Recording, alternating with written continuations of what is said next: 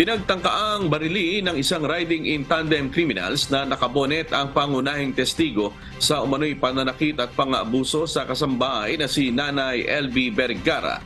Nangyari ang pamamaril kay alias Dodong gabi nitong Martes, September 12 sa loob mismo ng tinutuluyan nito sa Paluan Oriental, Mindoro.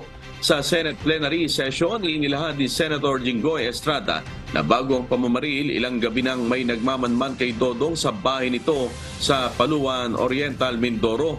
Pakinggan po natin ang pahayag ni Senator Jinggoy Estrada sa Senate plenary session. Bago po man nangyari ang pagtatangka sa buhay ni Dodong, may mga pulis at sundalo nang nakabantay sa bahay ng kanyang bagong employer.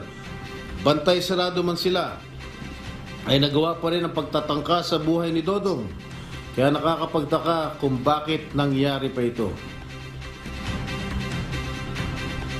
Maswerte namang nakaligtas si Dodong at ngayon nasa pangangalaga na ng Criminal Detection and Investigation Group.